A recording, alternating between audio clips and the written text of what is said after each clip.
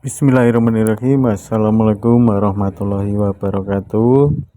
Jumpa kembali bersama Pondok Ngaji. Kita akan mengikuti pengajian dari Gus Baha. Tema kita hari ini adalah kunci ketenangan hati. Nikmatilah hidupmu, jangan buat susah. Langsung saja kita akan masuk ke dalam pokok pengajian. Muhasabah itu kalau Kiai Jawa maknani itu ngoreksi diri sendiri, jadi menghitung diri sendiri. Ini pas bidang yang saya tekuni tadi, karena Habib Ahmad yang minta kemarin sama ibu saya dari Indonesian Power itu, Ibu Lia, saya turutin sekaligus saya sambil belajar terus tentang muhasabah. Dalam konteks Indonesia, muhasabah itu sudah jadi perilaku ya, karena dulu orang tua saya, guru-guru saya kalau ngandani itu, bayangkan kalau kamu jadi dia. Jadi misalnya kita mentang-mentang atasan, otoriter sama bawahan, bayangkan kalau kamu jadi yang bawahan itu kayak apa. Laukun tamakanah, kalau orang Arab bilang, bayangkan kalau kamu di posisi dia. Makanya guyonannya orang-orang Indonesia itu kan orang ngaramkan judi gitu, bareng dikasih tahu. Tapi yang menang anak jenengan, alhamdulillah. Ternyata ngaramkan itu karena ada anaknya. Kalau anaknya yang menang ya seneng. Meskipun itu guyonan, tapi saya punya padanan itu dalam kitab hikam. Nabi Ibrahim itu Khalilur Rahman, tentu bencinya minta ampun sama yang namanya maksiat. Suatu saat beliau diterbangkan di alam malakut. Itu kalau di hikam saya halaman 15 juga. Saya masih ingat betul. Mungkin kalau Anda beda halaman karena beda cetakan. Setelah diterbangkan di alam malakut, diperlihatkan sama Allah. Ada orang pezina, ada orang syaribul khomri, ada orang mabuk, ada orang macam-macam. Allah tanya sama Nabi Ibrahim, bagaimana pendapat kamu Ibrahim tentang mereka yang maksiat? Kata Nabi Ibrahim, ya Allah, habisi saja mereka. Mereka hidup di bumi engkau, makan rezeki engkau, kemudian mereka tidak taat sama engkau. Singkat cerita, di fase itu, saya ulang lagi, di fase itu Allah nurutin sampai sekian peristiwa, mungkin 3 atau 4. Sudah setelah sekian tahun Nabi Ibrahim lupa peristiwa itu, kemudian beliau diminta menyembelih anaknya. Ini versi kitab hikam. Memang versinya banyak tentang kenapa Nabi Ibrahim disuruh menyembelih anaknya. Ketika mau menyembelih anaknya, Nabi Ibrahim ragu. Huwa samratu fuadi, anak saya ini buah hati saya, kenapa engkau suruh menyembelih? Terus kata Allah, apa kamu tidak ingat ketika kamu saya angkat di alam malakut, kemudian kamu usul bunuh-bunuh, saya tidak mempertimbangkan usul Anda, tapi kenapa sekarang saya merintahkan kamu mikir gitu? Terus, ya karena ini anak saya ya Allah. Terus kata Allah, rumang samu wong bukan mata ini gak gawean kau sing gawe kowe enak wae usul mata ini. Sebenarnya saya yang bikin, kemudian Anda enak aja usul membunuh. Semenjak itu Nabi Ibrahim itu di eranya itu asfaqun nas, orang paling sayang sama manusia. Karena kadang kita keras itu ya kebetulan tuh udah anak kita, ada keluarga kita. Cara orang Jawa itu kan gitu ya, kalau ada perempuan terus macak yang macam-macam pakai sepeda motor cowok, terus wah itu luput suwuk, semoga-moga gini. Tapi setelah dikasih tahu, niku ponakane jenengan, semoga-moga selamat. Jadi jangan-jangan kemarin ahli ma'asi itu kebetulan tuh tidak keluarga kita. Kalau keluarga kita yang pernah salah pada kita, semangat kita mintakan maaf. Jangan-jangan kita didikte hukum sosial gitu. Jadi orang yang salah, kebetulan tuh orang yang menservis kita, atau keluarga kita, atau orang dekat kita. Jangan-jangan semangat kita mintakan ampun. Tapi kalau sama orang lain, kebetulan musuh kita semangatnya minta itu kena adab. Nah ini yang nggak boleh dalam Islam. Islam mengajarkan niru Rasulullah SAW, Nabi itu rahmatal lil alamin. Bahkan kemarin saya ngaji virtual sama beberapa habaib. Ada Habib Ali Al-Jufri dari Mesir, ya. Ada Habib Alwi dari Kuitang, ada Habib Nabil Al-Musawa. Dari sekian habaib itu saya masih ingat diantaranya yang didawuhkan rahmatan lil alamin itu ketika Nabi adzahu qaumuh, disakiti oleh kaumnya, dan itu mereka masih kafir semua. Itu mereka dapat doanya Nabi, Allah mahdi qaumi fa innahum la ya'lamun. Kayak apa baiknya Nabi, orang yang menyakiti, yang melukai, tapi Nabi masih berdoa, Allah mahdi qaumi fa innahum la ya'lamun. Sayyidina Umar dapat doanya Nabi itu ya khina kana kafiron, ketika masih kafir didoakan. Allahumma izzal Islam bi Umar. Itu ketika masih kafir. Itu pelajaran bagi kita bahwa yang sedang tidak cocok pun itu berdapat doa kita. Ya doa supaya kondisi kita baik, hari tambah baik. Karena agama ini saya berkali-kali bilang limangka nayarjuwa wal yaumal akhir. Agama ini diperuntukkan bagi yang selalu punya harapan pada Allah Subhanahu wa taala. Saya cerita muhasabah ini tentang hubungan kita dengan Allah. Di Indonesia itu banyak orang fasik, banyak orang nakal. Ya di mana-mana orang nakal itu ya mayoritas, wa aksaruhum fasikun. Tapi berkahnya harapan. Mungkin saya kira nakal sok benda, mungkin saya kira sholat sok ben sholat, mungkin sekarang belum sakhok, belum dermawan, suatu saat dermawan. Barokahnya itu kefasikan ini dianggap sementara. Sedang fasik, sedang tidak benar. Karena kiai-kiai kita, para guru-guru kita, para habaib utamanya itu mesti bilang semoga husnul khotimah. Nah barokahnya doa itu semoga husnul khotimah itu menjadikan satu pola sosial. Yang sedang fasik ini masih diharapkan jadi lebih baik, jadi lebih. Sehingga kita tidak ngambil sikap ekstrim, yang ingin menghabisi atau ingin mengadili, tidak. Karena selalu kita punya harapan. Dan agama ini limangka nerjuwa wal yaumal akhir. Bayangkan itu kalau yang nakal itu anak kamu. Pasti kamu gak ingin kan langsung dapat azab, dapat apa. Padahal kita semua jadi tokoh ini abul kulli, bapak dari semuanya.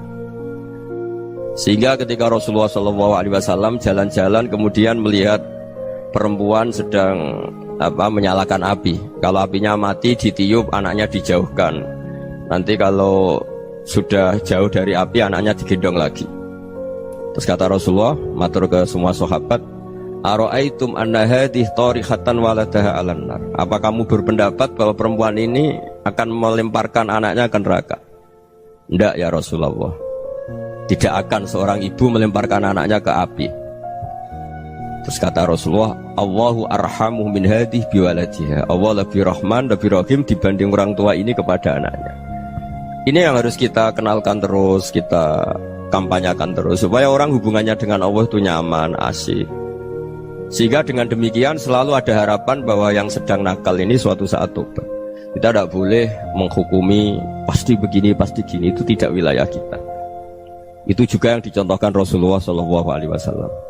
Secara lahir Nabi itu nggak berkenan sama Wahsy, karena Wahsy itu salahnya salah fatal karena membunuh ahabban nasi ila Rasulillah, yaitu membunuh Sayyid Hamzah. Jadi ketika Wahsy tobat, Nabi itu terima tobatnya. Dan ketika beliau dengan basariyahnya agak siap ketemu Wahsy karena harus ingat Sayyid Hamzah, basariyahnya diturutin. Oke kamu iman, saya turutin, tapi jangan sering ketemu saya. Karena kalau ketemu kamu, saya masih ingat sama paman saya, Sayyid Hamzah. Kita bisa ngelola seperti itu. Kita tidak cocok sama orang, bagaimanapun mereka umat Rasulullah SAW, kita tetap mencintai mereka. Misalnya kalau beda agama, mereka sama-sama orang Indonesia, kita mencintai mereka atas nama warga Indonesia. Tapi kalau misalnya potongannya ora cocok, beda kultur, bawaannya itu mangkelno cara Jawa, ya bisa diilmoni, jangan ketemu. Wong sudah tidak cocok, ingin ketemu nyari solusi, roh ini tok seneng itu kan ya repot gitu. Ya sudah kalau nggak pati cocok ya jangan sering ketemu. Dan itu kita bisa memanage seperti itu tuh bisa. Saya berkali-kali cerita tentang Imam Syafi'i. Kalau dikasih tahu ya Imam Abu Abdillah, panggilannya Imam Syafi'i, tetangga anda ini ternyata banyak yang nggak senang anda. Jawabnya beliau senang. Ya bagus kalau nggak senang saya, ndak utang saya kata. Jadi gara-gara saman seneng aku ngatur aku ini kan. Nah mungkin saman rasa seneng kan ya enak. Jadi hidup itu dianggap happy. Kalau seneng ya teman silaturahim, kalau nggak seneng ya nggak bakal utang gitu. Baru kayak rasa seneng itu nggak ganggu. Gitu. Jadi dulu itu orang bisa ngelola seneng ndak seneng itu bisa. Karena ada kearifan hubungan dengan Allah Subhanahu wa ta'ala. Hidupnya selesai karena masyghul bi dzikrillah, mereka sibuk dengan Allah. Makanya kata ulama-ulama tasawuf, kamu jangan melihat manusia perilakunya, tapi kamu juga harus ingat yang gerakkan semua itu Allah Subhanahu wa ta'ala. Dengan demikian kita farah, kita senang. Makanya Nabi kalau ngutus Anas bin Malik kemudian enggak kesampaian yang diinginkan karena Anas main, ketika garwa-garwani Nabi agak tersinggung, Nabi andaikan Allah menghendaki yang saya inginkan kesampaian, pasti itu kesampaian. Jadi dianggap kegagalan Anas gak manggil yang dituju Nabi itu ya kersane Allah, ya enteng saja. Sayyidina Ali lebih parah lagi yang dialamin. Itu dalam beliau kalau dipanggil tuh gak cepet-cepet ke sana. Ketika ditanya, kenapa kamu tak panggil gak cepet ke saya? Amin tu ukubatak, karena aku tahu engkau orang baik. Orang baik itu pemaaf. Jadi makanya orang-orang soleh dulu itu bodoni itu. Makanya sekarang kalau ada orang bodoni itu mesti dibidik orang soleh. Kalau orang-orang soleh itu kakean husnudzon lagi sering dibodonin. Abdul bin Umar itu masyhur itu. Kalau ada budaknya sering sholat, sergap sholat itu dimerdekakan. Akhirnya enggak sholat pun pura-pura sholat. Akhirnya juga dimerdekakan. Ketika ditanya, kenapa engkau merdekakan? Padahal mereka sholatnya menipu engkau, kata pembisik-pembisik itu. Man khoda'ana lillah in khoda'na lah. Dia nipu atas nama Allah, berarti saat tertipu juga atas nama Allah. Enggak masalah dong, semuanya demi Allah Subhanahu wa ta'ala. Jadi ketika kita ketemu mensifati Allah Ta'ala itu ghafir, Allah pemaaf. Jangan kamu nggak fair untuk diri kamu nyifati Allah ghafir, pada orang lain Allah kamu sifati syadidul iqab. Jadi Allah kamu atur, kayak MC tadi ngatur saya. Jadi Allah itu apa? Kalau pada saya ghafir, kalau pada musuh saya syadidul iqab. Itu nggak fair. Kalau Anda punya harapan kepada Allah karena Allah Rahman Rahim, Allah ghafir, sebenarnya Allah pada musuh kita ya bisa saja Allah ghafir, bisa saja Allah Rahman. Sehingga kita melihat orang lain yang kita tidak cocok itu ya enteng saja. Itu min ummati Rasulillah sing tanaluhu syafa'atuh, tanaluhu sa'atu rahmati, tanaluhu fair. Jangan dengan kita kayak mesti dapat rahmat. Jangan orang lain kayak Allah pasti syadidul iqab. Itu tidak boleh. Sehingga ketika ada orang Badui, singkat cerita orang Badui ini kencing di masjid, semua sahabat membentak dia. Yang enggak bentak hanya Nabi tok. Saking mangkelnya orang ini karena semua sahabat bentak kecuali Nabi. Setelah dibenarin Nabi, terus Nabi nyuruh sobu ali dhanuban min ma'in. Setelah disucikan masjid itu, dia berdoa keras sekali. Allahumma arhamni wa Muhammadan wa la tarham ma'ana ahadan. Ya Allah, yang berhak dapat rahmatmu hanya saya dan Nabi Muhammad, yang lainnya jangan gitu. Karena yang lainnya tuh jengkelin, gitu aja saya salah dimarah-marahin gitu. Jadi kalau kamu doa terbatas ya kayak orang Bedui ini, kayak orang Arabi. Apa kata Nabi? Laqad tahajjarta wasi'an. Allah yang rahmatnya luas menjadi kamu sempitkan. Karena kamu mau atur Allah hanya Rahman pada Indonesian Power, pada NU, pada kita yang orang lain nggak perlu dapat. Itu kan kasihan Islam, karena Islam terus nggak dimiliki semua orang. Allah nggak dimiliki semua orang, Rasulullah nggak dimiliki semua orang karena dipek NU, dipek ormas tertentu, dipek nggak boleh seperti itu. Nggak boleh takhasyar tawasian, kata Nabi, nggak boleh mempersempit zat yang rahmatnya itu luas. Ini semoga etika ini kita pakai di Indonesia. Yang sedang fase kita harapkan lebih baik. Yang sedang nggak dapat hidayah kita doakan dapat apa? Hidayah. Masyhur kan, makanya tadi saya mohon sama Habib Ali supaya Habib Ahmad supaya tetap mahalul qiyam, tabaruk sama Habib Ali. Di antara doa-doa di Simtuduror masyhur itu antuqa bilal mudhniba minnah bil ghufran wal musi'ah bil ihsan. Jadi harapannya para habaib, para orang-orang baik dulu ya, semoga yang dosa itu dimaafkan, yang sedang salah dibuka, bikin lebih baik. Nabi itu tugasnya juga gitu. Wastaghfir li dzambika walil mu'minina wal mu'minat. Nabi itu tugasnya juga memintakan ampun yang sedang salah. Nah ini cobalah jadi etika kita, muhasabah kita. Jadi muhasabah itu cara berpikir kita set, kita pikir ulang. Ternyata semangatnya seorang nabi itu wastaghfir li dzambika walil mu'minun. Semangatnya itu memintakan ampun. Orang ahli tafsir tahu semua kalau Nabi itu tidak mungkin dosa. Jadi itu khitabun nabi wa urida bihi ummatu, itu khitab Nabi, tapi yang dimaksud itu umatnya, karena Nabi tidak akan mengalami dzambun, tidak akan mengalami dosa. Sekarang enggak, kadang-kadang kita ini kalau orang lain salah itu semangat. Kalau di perusahaan ada teman salah, apalagi pimpinan salah itu seneng, barokahnya salah bisa ganti kan gitu. Ya jadi kalau mungkin di dunia tokoh juga gitu, barokahnya ada tokoh salah, kita yang jadi populer sendiri, tidak boleh seperti itu. Kita harus salimus sodri di jami'il muslimin. Jadi ini harus dilatih. Saya tadi matur sama Habib Ahmad, latihan kita jadi hidup. Nabi itu kalau resep jadi wali itu kata Nabi gampang. Kata Nabi, kalau kamu ingin disenangin Allah, ya sudah. Kalau kamu asbahta wa amseta gini-gini, perasaan kamu, kata Nabi, jangan punya perasaan ghil sama orang muslimin. Itu sudah wadzalika min sunnati. Makanya Nabi ngendikan la yablughni ahadun an ahadin syai'an. Ada yang baca la yuballighni ahadun an ahadin syai'an. Seseorang jangan melaporkan ke saya tentang salahnya yang lain. Fa inni akhruju ilaikum wa ana salimus sadri, karena saya ingin ketemu sampean semua dalam keadaan salimus sadri, tidak punya perasaan apa-apa. Karena kalau nurutin membisik, nurutin informasi itu ya repot, karena orang pasti sepihak. Ada kiai yang top datang ke kampung-kampung ning desa-desa, kata yang seneng itu punya akhlak. Wah itu bagus orang besar datang ke kampung-kampung. Kata yang nggak seneng, wah itu jobnya kiai kecil kok diambil, itu kan ya kasihan itu kan sudut pandang. Makanya saya sering bilang, akal kita ini cukup untuk mentasdik Rasulullah SAW. Meskipun perasaan kita kadang orang Jawa itu beda. Saya berkali-kali bilang sama peneliti dari Jogja, kenapa sih Gus para nabi itu kok poligami istrinya banyak? Nabi Dawud katanya itu berapa? Nabi Sulaiman malah jumlahnya agak terbatas ini. Nabi Muhammad itu paling sedikit. Saya tanya gini, perempuan itu orang lemah, jadi kalau nolong orang satu gimana baik, kalau nolong orang dua ya lebih baik, ya sudah kira-kira seperti itu. Paling tidak akal kita masih tahu kalau orang baik itu kan mesti baik, nolong orang satu baik, nolong orang dua ya lebih baik, nolong orang tiga lebih baik. Tapi kalau kamu orang nggak baik, satu saja kamu terlantarin, kamu miskinkan, kamu ya tinggal diukur kan. Kalau orang baik nambah baik, tapi kalau orang buruk tambah buruk. Nah itu akal kita bisa menganalisis kenapa sih nikah itu ada yang poligami, ada yang enggak. Sudah ukur saja diri kamu. Misalnya kayak saya elek keriting, rabi terus, memperbanyak wong elek, orang perilaku netok, raine dadi elek kabeh. Tapi nak kowe iku ganteng, alim, ganteng, sugih, anake ganteng-ganteng, berhubung kowe saleh ahli swarga kabeh, mertua yo bangga karena karir kamu meyakinkan. Ini mertua kamu aja gak bangga mau nambah. Ipar gak bangga, mertua gak bangga, desa kamu yang kamu wayai juga gak beda dengan Nabi ketika nikah Juwairiyah itu nggak ada pernikahan sebarokah Nabi dengan Juwairiyah itu Azharu Rasulillah. Di situ habis perang banyak tawanan, gara-gara jadi besanya Nabi langsung dibebaskan semua karena Azharu Rasulillah. Sekarang besanya Kanjeng Nabi. Dulu Abu Sufyan memangkalnya bukan main sama Nabi, gara-gara putrinya dinikah terus langsung jadi. Kalau kamu kan enggak, nikah satu, nikah lagi, satu kampung musuh kamu karena istri pertama ya cemburu, yang kedua agak bangga. Wah itu selesai itu di dunia wal akhirah. Maksud saya, nganalisis Islam itu harus pakai akal.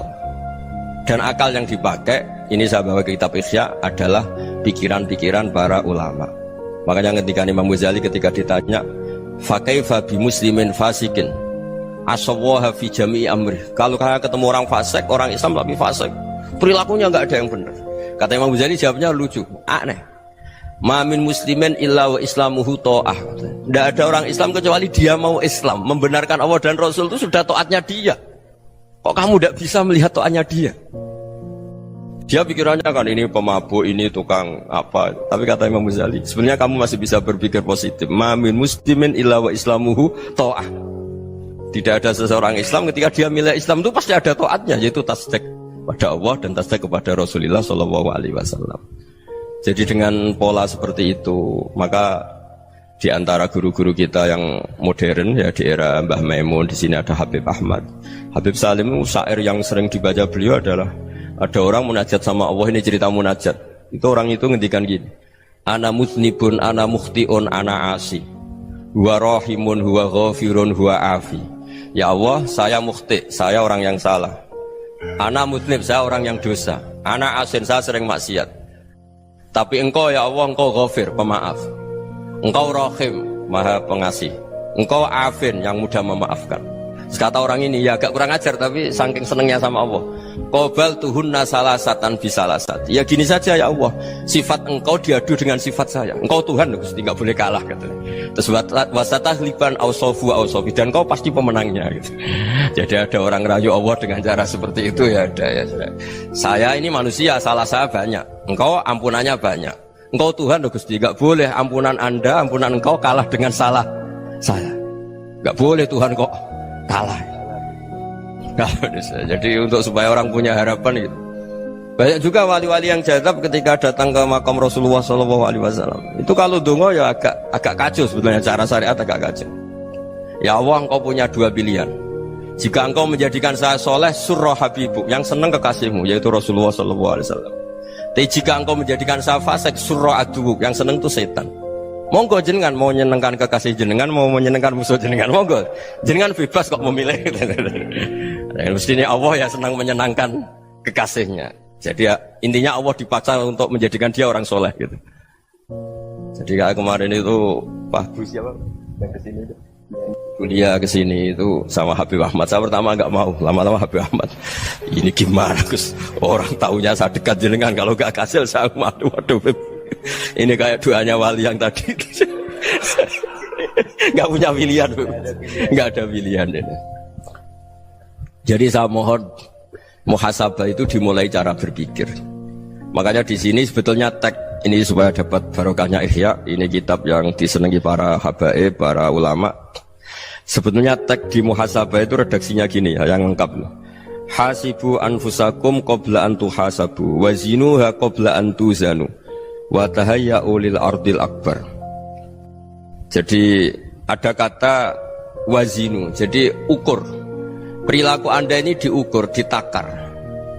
Misalnya kita sebagai suami kan ya punya hal-hal yang kita tidak ideal.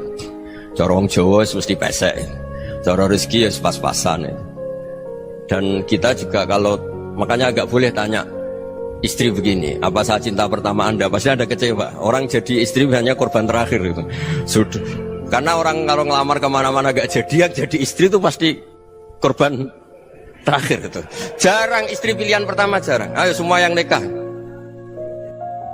Rata-rata itu pilihan Anda pertama Pak, dari sekian ditolak di mana-mana terus. Ya perempuan terakhir. Kamu juga korban terakhir. Itu wali-wali dulu kalau ngandani kita itu sederhana. Antal ini masyhur diceritakan Habib Zain bin Semit dalam kitab Al-Manhajus Sawi. Antalam tajid min nafsika kullama turid. Fa kaifa turidu min ghairika kullama turid. Kamu yang ingin ideal saja, kamu tidak menemukan pada diri kamu untuk menjadi ideal. Kamu kan ingin ganteng, ingin punya uang banyak, ingin perilaku Anda sempurna. Anda saja yang punya keinginan tidak bisa mewujudkan keinginan Anda sendiri. Fakaifa turidu min ghairika ma turid. Jadi antalam tajid min nafsika kullama turid. Fakaifa turidu min ghairika kullama turid. Kamu yang punya keinginan saja. Misalnya saya ingin punya uang banyak, perilaku saya selalu benar, gak pernah salah. Loh, saya yang ingin saja dengan diri saya gak bisa untuk benar terus. Kok kamu berharap orang lain selalu benar? Jadi anta lam tajid ya sama. Kalau kamu menuntut istri kamu itu ramah, neriman, apa kamu neriman sama wajah istri Anda gitu? Engkau ya pola neng dindi jajaki sana jajaki sini, kamu sendiri tidak kona apa? Jadi itu nasihat yang luar biasa. Antalam tajid min nafsika kullama turid, fa kaifa turidu min ghairika kullama turid. Kamu mau menghormati semua orang? Tidak mau kan? Kemudian Anda berharap semua orang menghormati kamu. Kamu tidak ingin kan orang lain semua menghujat kamu. Sementara kamu enak aja menghujat orang lain. Makanya Rasulullah SAW luar biasa ketika bikin kaidah sosial. Apa la yu'minu ahadukum hatta yuhibba li akhihi ma yuhibbu li nafsihi. Jadi kalau ukuran iman itu sederhana. Kalau sesuatu itu baik, nyaman bagi Anda ya bayangkan itu pada teman Anda. Misalnya Anda bangun tidur sudah acak-acakan, gak punya uang, utang jatuh tempo, kan gak ingin ketemu orang. Ya kamu jangan bertamu ke jenis ini karena kalau dengan kamu yang alami juga gak siap ketemu orang. Makanya ada Habib Alim itu dilapuri sama seseorang. Dulu teman saya itu ketika saya kaya itu sering main ke saya. Setelah saya miskin, mereka tidak main ke saya. Kata Habib itu bagus, sunnah Allah begitu itu bagus. Coba kalau kamu dulu kaya, teman kamu main kan kamu gaya. Di rumah ada makanan, bisa hormat tamu. Setelah kamu miskin jadi buruh manol di pasar atau buruh bikin boto, teman kamu datang, malu enggak kamu? Mendingan enggak datang gitu. Akhirnya baru, oh ya alhamdulillah kalau gitu. Loh iya kan dulu teman kita datang, kita ada Alphard, istri cantik, rumah bagus lah, kita miskin, buruhnya orang pas dibentak-bentak, teman kamu udah datang. Milih datang kamu enggak kalau setelah kamu jatuh? Enggak kan? Jadi barokahnya ilmu itu terus. Ya, tapi kadang-kadang orang tuh, wah setelah saya miskin teman-teman enggak kasih ke sini. Ya kalau kamu sudah jatuh, teman-teman kamu ke situ jadi tontonan. Ya mulai sekarang cara berpikir itu dirubah. Dulu yang namanya kiai itu kalau diundang orang itu ya agak-agak senang. Semenjak saya itu agak rubah. Mengundang kiai, ngatur kiai itu tak haram-haramkan ya ada lumayan lah sekarang itu sudah mulai agak beretika. Dulu tuh ngundang tuh tanggalnya ditentukan, jamnya ditentukan. Enggak mikir apa kiai saat itu nganggur, enggak. Punya wadifah, enggak. Dia milih tanggal yang dia nganggur, enggak mikir pas itu kiainya nganggur apa, enggak. Ya saya hanya cerita aja, kamu tersinggung ya monggo, boten nggih monggo itu kan. Jadi saya mohon lah supaya tadi saya juga matur ke Habib Ahmad. Jadi untuk orang merasa ikut sunnah Rasul itu gampang sekali kata Sayyid Muhammad. Dulu Nabi berpakaian ala daerahnya. Kalau mikot ya pakai mikotu baladi. Karena Nabi orang Madinah dan beliau berdomisili di Madinah, ya misalnya mikotnya dari Bir Ali misalnya. Tapi kalau anda orang kawasan Tanim mau umroh ya dari Tanim. Misalnya kawasan Jirona ya dari Jirona. Artinya apa? Kamu ngambil mikot karena Nabi mikot misalnya dari Bir Ali, bukan berarti kamu harus seperti Nabi di Bir Ali, kamu orang Mekah, misalnya kamu orang Tanim, orang dia harus dari mikotu apa? Baladi. Sama, makanya di fikih-fikih itu kalau tahnik anak, Nabi orang Arab, halawiyatnya kurma ya kurma. Kalau orang Jawa sedegan, semua podo-podo. Ya, podo-podo manis. Jadi ini tabaruk sama Sayyid Muhammad, ini ada murid beliau, Habib Ahmad, saya baca. Supaya orang itu merasa ikut Nabi itu gampang sekali. Ini saya baca ya di halaman tadi disaksikan Habib Ahmad 433 di kitab apa begini? Manhajus Salaf fi Fahmin Nusus. Itu kata Sayyid Muhammad, wa kanat sunnatu Rasulillah annahu yat'amu ma yajiduhu fi ardi wa yalbasu ma yajidu wa yarkabu ma yajidu mimma abahu Allah taala. Faman istamala ma yajidu fi ardi fa huwa al-muttabi' lis-sunnah. Kama annahu hajjal baita min madinati. Faman hajjal baita min madinati nafsi fa huwa al-muttabi' lis-sunnah. Wa illam takun hadhil madinatu tilka.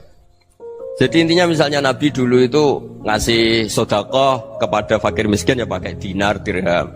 Ya kalau orang misalnya sedekah pakai rupiah ya sudah ikut sunnah Nabi. Jangan, lu Nabi pakai dinar loh, kamu kok pakai rupiah. Dulu dinarnya Nabi udah ada tulisannya Bank Indonesia, kamu ada tulisannya Bank. Ya udah ada seperti itu. Ya jadi misalnya Nabi sedekah pakai tamar atau pakai al-aqid, ya kita pakai beras, pakai apa. Supaya orang tuh bahwa Rasulullah itu milik kafatal linnas, milik semuanya. Sehingga merasa ikut sunnah Nabi itu ya semuanya. Makanya dulu Mbah Mun kalau motivasi saya supaya bombong, kalau orang Jawa bilang bombong. Wong Jawa mesti ono wong alim. Beliau menyontohkan Mas itu Mbah Fadol, Senori, Mbah Ihsan Jambes. Itu bisa ngarang-ngarang kitab luar biasa. Padahal beliau bukan orang Arab. Imam Sibawai itu orang Persia, Imam Ghazali orang Tus itu juga ikut Persia. Kata Mbah Mun, wong sing ora Arab lah mesti untuk jatah alim kata beliau. Karena Nabi itu diutus kafatal linnas. Nanti kalau orang yang alim itu Arab tok, berarti tidak ada perwakilan dari Afrika, dari Asia Tenggara, dari mana-mana. Makanya karena Nabi statusnya itu kafatal linnas. Jadi kita harus bangga sebagai Muslim, sebagai orang Indonesia karena misalnya Wali Kutub dulu terkenalnya hanya ada di Yaman, di mana. Ternyata pernah ada juga di Indonesia dan seperti Habib Abu Bakar Segaf Gresik. Jadi ya akhirnya kan tetap orang Indonesia meskipun beliau zuriyah Rasul kan ya sudah orang apa? Orang Indonesia. Zuriyahnya Habib Ali Simtuduror sekarang di Solo. Jadi Indonesia juga dapat Alawin banyak, dari Sadatin Alawin juga banyak. Jadi saya mohon barokahnya ngaji seperti ini. Melihat orang lain tuh gampang, bayangkan tuh kalau anak kamu. Makanya Nabi nanti kalau nggak percaya lihat di Hikam nomor 15 di kitab saya itu. Di situ dijelaskan oleh Hikam, jangan-jangan semangat Anda pada orang yang maksiat, pada orang yang keliru supaya dihukum itu karena kebetulan itu udah anak Anda, itu udah keluarga Anda. Coba kalau itu keluarga Anda. Makanya kalau saya guyonan di Jogja itu ada pembantu mecahkan piring terus dimarahi majikannya, saya mesti guyon gitu, pasti itu pembantunya tidak cantik. Kok bisa Gus? Andai kan cantik dan kamu senang mecahno piring satu, piring 1000 ora iso ngamuk kowe. Ternyata ngamuknya tuh karena mecahkan piring apa karena plus tidak cantik? Coba jawab para lelaki nih. Kamu marah sama orang maksiat tuh karena maksiat, karena plus itu udah anak Anda. Bayangkan kalau itu anak Anda. Itu hebatnya Rasulullah SAW. Karena kita yang salah pun kadung umatnya, Nabi tetap ngasih fasilitas syafaati li ahlil kabair min ummati. Kayak apa baiknya Nabi? Udah ikut maksiat tapi ikut fasilitasi ngasih syafaat. Loh kalau li ahlil ibadah kan wajar. Nabi ketika ini syafaati li ahlil kabair min ummati. Ya karena tadi logika yang dibangun Rasulullah itu logika yang luar biasa. Kita semangat orang lain kena hukuman itu karena kita tidak punya ra'fah, tidak punya rahmah. Coba kalau Rasulullah yang bil mu'minina ra'ufur rahim, semangatnya itu mendoakan supaya tobat, mendoakan diampuni.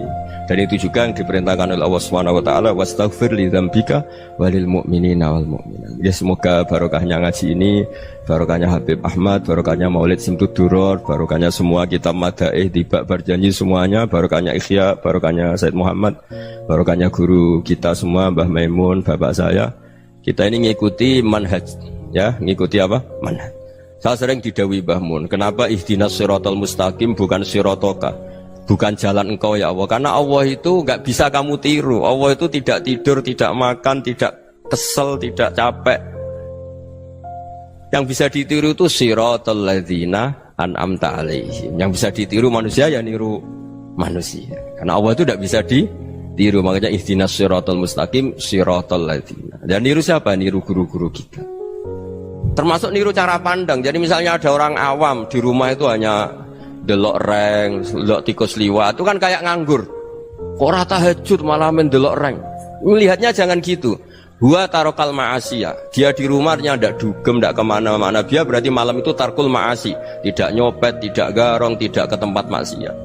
Susahnya apa sih husnudzon? Jadi jangan lihat huwa tarkut tahajud, huwa tarokat tahajud, wa taroka qiyamal lail. Oke ya, namanya orang begitu ya tidak tahajud, tidak qiyamul lail. Tapi susahnya apa sih kamu bilang huwa tarokal ma'asiyah? Dia juga meninggalkan maksiat, dan tarkul maksiat itu tuh ibadah. Supaya orang tuh gampang lah husnudzon sama orang muslim. Ini orang mukmin, orang yang luar biasa. Di mata Allah itu orang yang luar biasa. Kayak tadi Imam Ghazali, kalau saya ketemu orang muslim kemudian dia tidak pernah baik, gimana? Kata Imam Ghazali, ma min muslimin illa wa islamuhu ta'ah. Tidak ada orang Islam ketika dia mentasdihkan Allah dan Rasulullah, berarti dia juga punya taat. Ya ini latihan saja, sing iso nglakoni Habib Ahmad kula namung cerita mawon. Kula cerita secara akademik, saya punya kitab, saya baca, dan alhamdulillah kita paham barokahnya para guru, dan supaya terbiasalah. Sebaik-baiknya ibadah husnudzon billah wa husnudzon bil mu'min. Soal tidak cocok ya diilmoni tadi ya, namanya nggak cocok ya jangan sering ketemu. Seperti Rasulullah SAW, beliau karena sangat mencintai Said Hamzah, ketemu orang yang pernah begitu sama Said Hamzah, ya beliau secara basyariah tidak siap. Tapi beliau secara cara bahasa sekarang, secara profesional, karena beliau seorang nabi dan harus menerima tobatnya siapapun ya diterima. Saya meskipun dengan A, B gak cocok karena dia begini-begini sama saya, tapi saya ingat dia sholat, dia baca sholawat, dia mencintai Rasulullah, ya kita hormat. Ya soal gak cocok ya di manage tadi ya, zuruhiban tasdid huban. Kalau gak pati cocok ya jangan sering ketemu, bawaannya enak nanti. Ya semuanya itu diilmoni lah. Makanya ngendikane Ma'ruf Al-Qurhi ada yang baca Al-Kharqi, mangqala fil yaumi salasa marrat wa marham ummata Muhammad kutiba minal abdal. Karena semangat mencintai siapapun satu hari sering baca marham ummata Muhammad wa ma asli ummata Muhammad wa ma tajawaz an ummati Muhammad, itu mesti kutiba minal abdal. Dia pasti termasuk wali abdal. Maksudnya semangat mencintai ya dilatih lah. Misalnya Indonesia Power atau PLN, andai kan tidak ada PLN tuh kayak apa? Orang nggak bisa ngaji, tidak bisa aktivitas. Ya barokahnya ada PLN, barokahnya jasanya. Kita sadar, tidak semua kebaikan kita ini memenuhi keinginan orang banyak. Gitu. Orang banyak ingin listrik, ingin saluran apa, dan itu kadang yang mewujudkan orang lain atau kelompok lain. Ya karena itu manfaat ke orang lain ya kita doakan. Karena khairunas anfa'uhum linnas. Sehingga kita terbiasalah ngakui orang lain. Seperti semangatnya Rasulullah SAW, semuanya itu didoakan, semuanya diinginkan kebaikannya. Bahkan Nabi gak putus asa sampai di akhirat.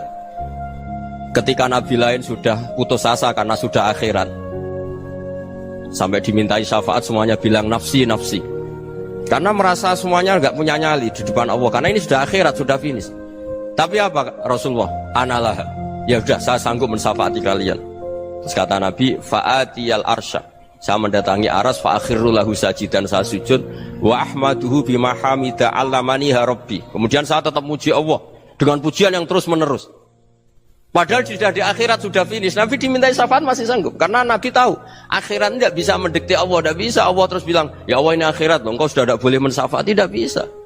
Allah tidak bisa diganggu akhirat, Allah tidak boleh dibatalkan rahmannya oleh akhirat. Allah tetap Rahman Rahim abadal abad. Dan Nabi tahu itu. Makanya kata para ulama, fa Muhammadun Ahmadu min ghairihi. Jadi Nabi Muhammad namanya dua yang terkenal.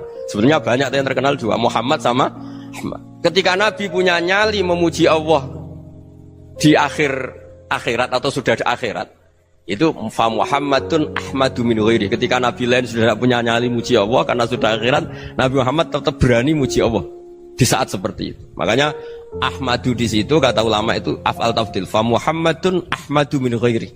Kanjeng Nabi lebih memuji Allah di saat yang Nabi lain sudah tidak punya nyali untuk memuji Allah di saat itu. Makanya kata Nabi, fa akhiru lahu sajidan wa ahmaduhu bima hamida 'allamaniha rabbi. Akhirnya setelah lama gitu terus Allah ngendikan, ya Muhammad irfa' ra'sak wasal tuttah wasfa' tusyaffa. Sudah Muhammad, angkat kepala kamu minta apa saya turutin, dan kalau kamu ingin mensyafaati umatmu saya beri hak napa? Syafaat.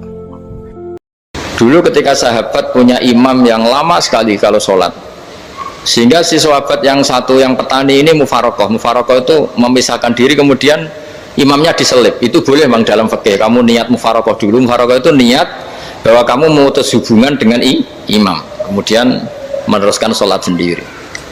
Singkat cerita dua orang ini berdebat, Mu'ad sama Ar-Ra'i yang penggembala ini. Kamu munafik, sholat kok meninggalkan imam. Terus yang satu bilang, kamu keterlaluan, sholatnya lama sekali. Singkat cerita dua orang ini lapor ke Rasulullah SAW.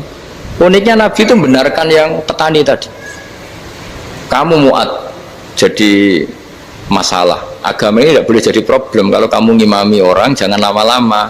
Di situ ada ibu-ibu yang ditunggui anaknya yang sedang menyusu, banyak petani yang nunggu macam-macam. Kayak pegawai POM ya ditunggu shift temannya, pegawai Indomaret juga gitu, apalagi Grab mungkin ditunggu penumpangnya macam-macam.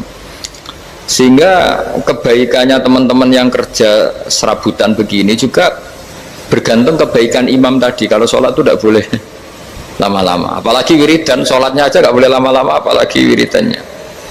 Nah, kadang-kadang orang ngira kebaikan tuh nggak ada sempritnya, ada juga. Sholat tuh ya disemprit sama Nabi, kalau terlalu lama juga disalahkan, karena nanti agama ini menjadi apa? Menjadi problematika. Nah, termasuk kebaikan kita ketika membolehkan ya, atau mentoleransi atau mendukung pekerjaan mulai Grab dan lain-lain adalah agama ini rahmatan lil alamin. Dulu ada seorang sahabat tanya, ya Rasulullah, boleh enggak kita ngegeng di perapatan gitu? Kata Nabi, ya jangan kalau bisa, tapi kita harus natahaddasannya, itu tempat kita jagungan di perapatan, di tempat-tempat umum lagi, di halte, terus kata Nabi, nggak apa-apa, tapi fa'atut thoriq haqqaha, kamu harus memberikan hak jalan itu. Apa hak jalan itu? Satu, kamu amar ma'ruf, kalau bisa ya nahi mungkar, kemudian bikin suasana orang lainnya menjadi aman. Nah, ini yang catatan. Kalau hitung saja, yang ikut Grab itu berapa ribu? Nah, ini tuh energi besar kalau di atas 100 ribu. Hitung ya teman-teman di Grab, 100 ribu. 100 ribu ini kalau soleh semua, atau setengah soleh lah, kalau soleh banget keberatan ya soleh, setengah soleh. Itu tuh ada, ini sudah saya pikir, ada kebaikan yang menyebar di seluruh Nusantara yang berjumlah 100 ribu. Ini luar biasa. Ada kecelakaan dia menolong pertama, ada pemerkosaan menolong pertama, mungkin ada pencurian, ada apa. Maka kata Nabi, kamu kalau harus di jalan itu kamu berkontribusi amar ma'ruf nahi mungkar. Saya sering ke Jogja karena saya mulai 98 di Jogja, ya sering di terminal malam-malam.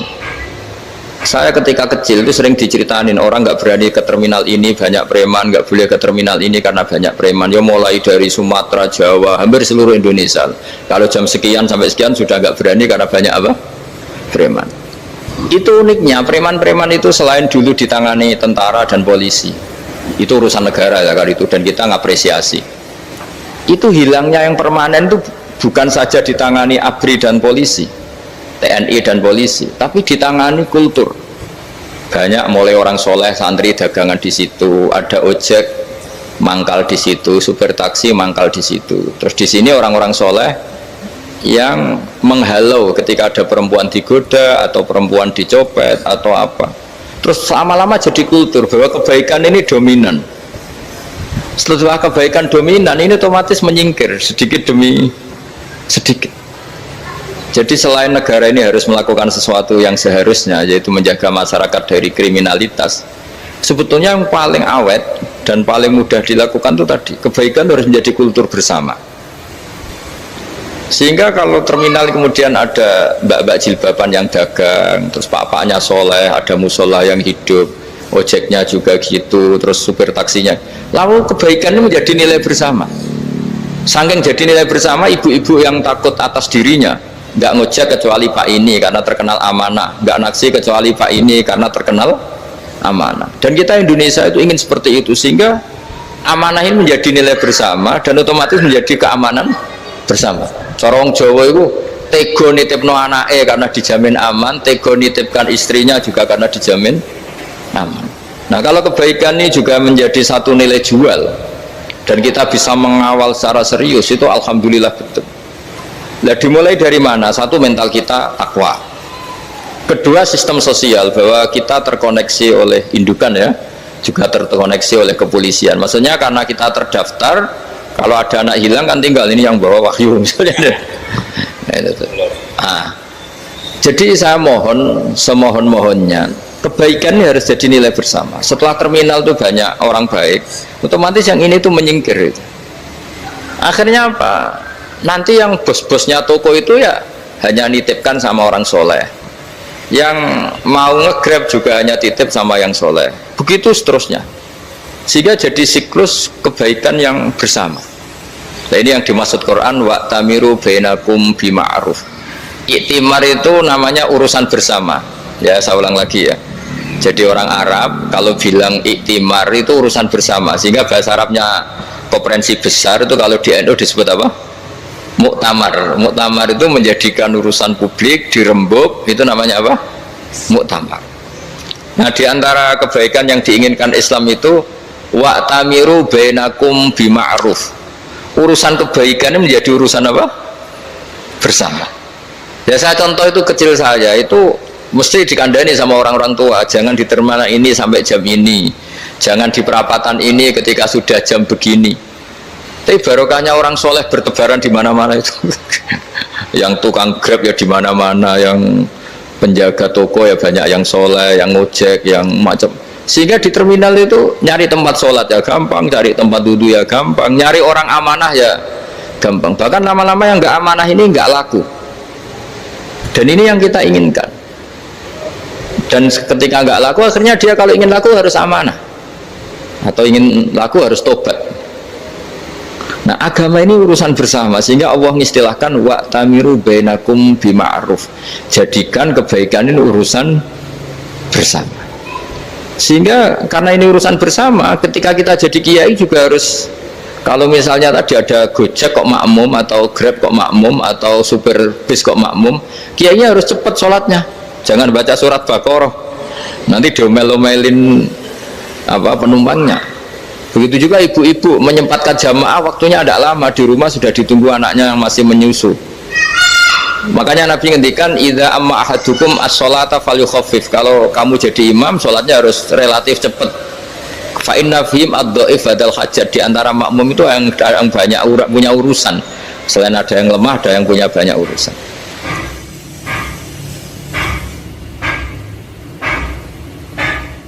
Nah, terus ketiga, masalah kekayaan hati. Kekayaan hati ini penting sekali, karena rata-rata teman di Grab itu kan miskin lah. Tapi jangan miskin sampai miskin hati itu. Bahwa kamu nyari nafkah itu sudah ibadah, berkelana di dunia Allah juga ibadah, menyaksikan macam-macamnya orang itu juga ibadah. Bahkan menambah khazanah ilmu. Di antara warisan ilmu yang kita dapatkan dari Rasulullah SAW, misalnya kamu jalan-jalan, punya kaki dua, punya tangan dua. Gara-gara jalan-jalan sering ngerti orang yang buntung. Alhamdulillah meskipun saya hanya Grab masih punya kaki itu. Terus ketemu orang buta ya gitu. Alhamdulillah ladzi afani mimma btalaka bih. Alhamdulillah saya terselamatkan dari seperti itu. Sehingga melihat orang maksiat juga gitu. Saya meskipun gini terselamatkan dari tempat maksiat, dari sehingga hidup itu tidak nelongso gitu. Ada nilai lebih yang kita punyai. Jadi di antara kebaikan Islam adalah orang disuruh ingat sisi nikmat. Nah, kalau nikmat itu sudah ada semua, kata Imam Ghazali, nikmat hidup. Kata Imam Ghazali, jika nggak ada kenikmatan yang Anda punyai, kamu datang ke kuburan. Disuruh datang ke kuburan. Dan kamu bilang begini, kenikmatan kembali ke dunia adalah kenikmatan yang diinginkan mulai yang mati zaman Nabi Adam sampai kiamat. Jadi kalau Fir'aun yang pernah jadi raja, Namrud, semuanya, bahkan orang-orang soleh sekalipun, kalau kamu tanya keinginan terbaiknya apa? Ingin kembali hidup untuk membenahi kesalahannya zaman hidup. Artinya apa? Kehidupan yang kita miliki sekarang adalah kenikmatan yang dirindukan mulai yang mati zaman Nabi Adam sampai kiamat. Maknanya apa? Kita punya kenikmatan yang luar biasa, karena kenikmatan yang dirindukan oleh orang yang sudah mati mulai dulu sampai sekarang. Apapun masalah hidup Anda, ini punya kenikmatan yang nggak tertandingi, yaitu namanya hidup. Barokahnya hidup itu kita bisa tobat. Setidaknya ingin tobat. Kalau nggak bisa tobat, ingin tobat. Makanya di Indonesia itu banyak nyuwun sewu, banyak maling yang anaknya itu soleh, karena kalau ngandani anaknya tetap gini, wes le bapak tok sing lakoni kowe ojo, bapak tok yang alami ini kamu jangan. Banyak di Indonesia orang nggak bisa baca Quran, anaknya hafid, karena setiap bodoh itu tidak diwariskan. Wes le bapak tok sing bodoh kowe ojo bodoh. Mungkin teman-teman di Grab juga gitu, wes bapak tok cong sing nasib ngene kowe ojo. Jadi kebaikan begini itu akan terus menerus diwariskan. Sehingga banyak orang tidak tamat SD anaknya dosen, nggak tamat SMP anaknya dekan. Karena setiap dari kita itu cita-cita kebaikannya menurun ke anak cucunya, keburukannya berhenti di dia. Cara wong Jawa itu bapak tok sing lakoni. Nah, di sini saya jelaskan tentang kekayaan rohani. Jadi saya mohon ketika Anda jalan-jalan ngantar penumpang, itu harus sering muji Allah Subhanahu wa taala. Ya, saya bacakan ayatnya, at-taibunal abidunal hamidun. Orang baik itu yang tobat, yang ahli ibadah. Di antara definisinya itu as-saihun, yang sering jalan-jalan. Siaka itu jalan-jalan. Jadi orang paling bejo sak dunia itu sampai harus jalan-jalan ibadah dapat uang. Tapi syaratnya ibadah. Sekali tidak ibadah dapatnya masalah kan? Sering gonjekkan orang cantik terus ingat istrinya tidak cantik. Sering gonjekkan orang yang sopan, yang santun terus ingat andekan ini istri saya di rumah rewel gitu. Jadi kalau kamu tidak taat itu adanya penyesalan. Di lampu merah ada orang naik Ferrari, naik Alphard, sementara kamu di rumah hanya mobil butut, kadang malah tidak punya mobil. Jadi kekayaan rohani itu dimulai dari mana? Dimulai dari taat. Cara berpikir itu taat, bukan maksiat. Sekali Anda cara berpikir maksiat, maka adanya hanya penyesalan. Semakin pengalaman di luar, semakin penyesalan. Karena di luar sana banyak orang yang dapat nikmat yang lebih dari Anda. Tapi sekali Anda taat, kamu akan mensyukuri apa yang Anda miliki dan tidak pernah ingin sama yang dimiliki orang lain. Sehingga orang-orang yang sering pergi itu sama Allah dipuji. Jadi tidak ada nabi kecuali di antara ibadahnya itu jalan-jalan. Fasiru fil ardi. Sehingga semua nabi itu mesti pernah melakukan perjalanan internasional. Rasulullah Muhammad SAW pernah jalan-jalan sampai ke Syam, padahal beliau orang Mekah. Nabi Ibrahim yang orang Syam pernah perjalanan sampai ke Mekah. Karena di antara kearifan itu ya dimulai dari apa? Jalan-jalan tadi. Kamu ngerti orang yang macam-macam. Makanya di antara kebaikan umatku kata Nabi itu siyaha fil ard, sering berkelana, tapi tentu untuk mengambil pelajaran. At-taibunal abidunal hamidunas saihun. Nah, agama mensupport itu. Sehingga kata Nabi, jika ada orang kok sholat qobliyah, ba'diyah semuanya di masjid, sama Nabi ditegur, la taj'alu buyutakum kuburan, rumah kamu jangan jadikan kuburan, harus dapat jatah apa? Sholat. Kata ulama kalau ada orang sering sholat di satu titik itu ditegur, kamu harus ganti titik yang lain supaya saksi bahwa kamu di bumi sholat itu banyak. Jadi kita ya punya nilai positif juga tentang apa, karena kita sering siyahah, kalau bahasa Arabnya itu sering keluyuran, saksi kita kebaikan juga banyak. Tapi pesan saya paling pokok tadi ya, jadikan komunitas kebaikan itu punya nilai jual. Syukur-syukur fid dunya hasanah wa fil akhirati hasanah. Ya kita bersyukurlah di Indonesia itu. Saya masih ingat kecil saya itu ya sekitar saya umur 15-14 tahun. Setiap mau pergi itu pesannya orang-orang yang sering pergi itu jangan masuk terminal jam ini di perapatan ini, karena yang namanya preman itu dulu dominan.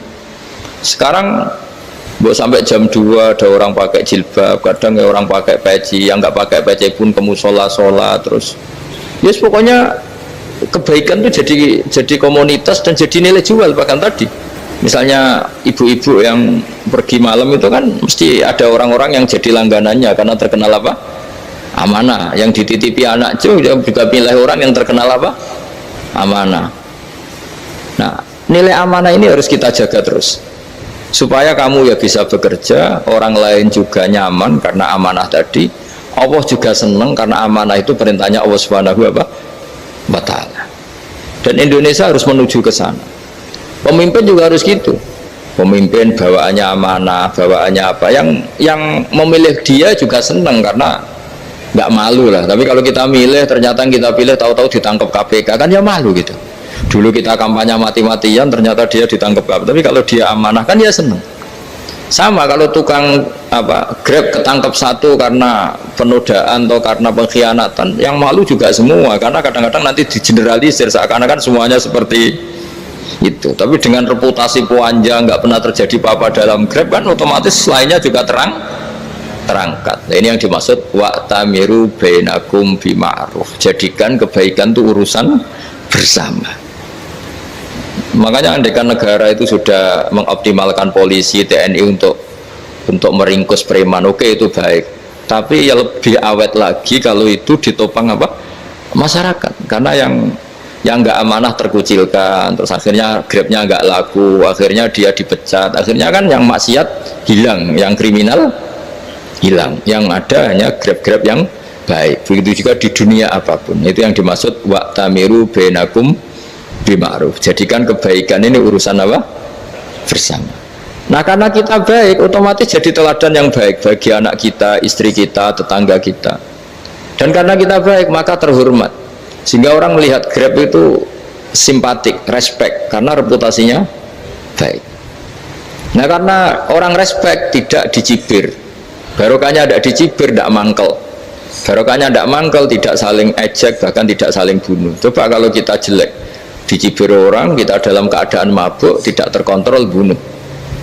Jadi efek dari maksiat itu begitu buruknya, sehingga penelitian itu mengatakan kebanyakan kecelakaan ya pemicu utamanya rata-rata ya nyupir dalam keadaan mabuk. Beberapa nyuwun sewu kasus-kasus kriminal rata-rata ya dipicu oleh hal-hal seperti itu. Makanya meskipun di luar saya tolong hindari narkoba, hindari hal-hal yang maksiat supaya pekerjaan Anda ini barokah.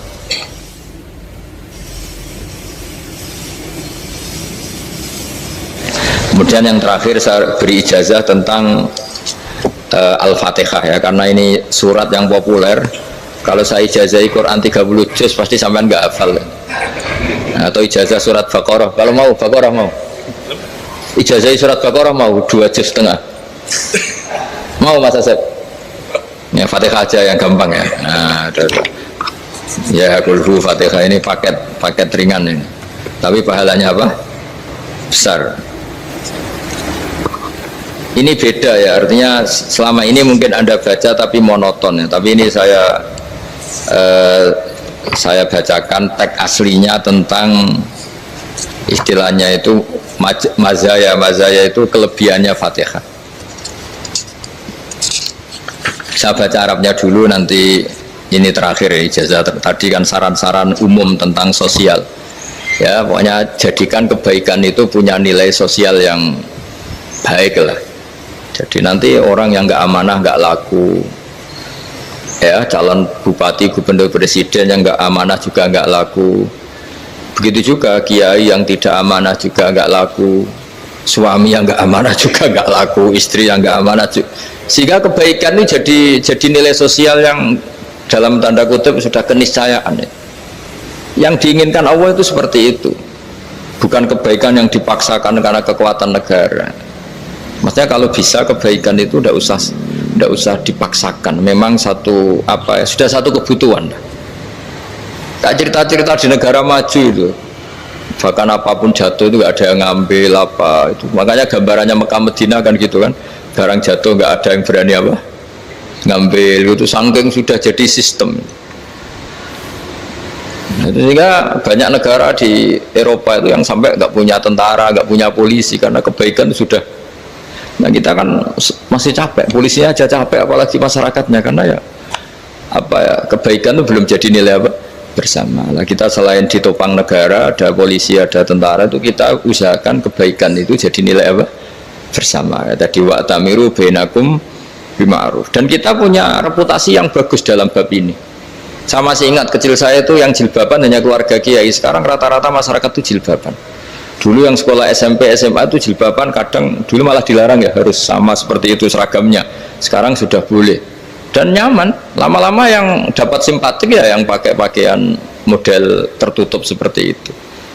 Lama-lama gamane cara wong golek mantu ya golek yang seperti itu daripada yang blodor. Lama-lama jadi nilai bersama. Ya ingin saya seperti itulah. Di terminal juga sama. Orang mau makan cari warung yang kelihatan ada ayat kursinya, pakai jilbab, atau paling tidak dia nggak mungkin lah nyuguhkan yang tiren atau yang haram. Akan ada garansi sosial, ada apa? Ada garansi apa?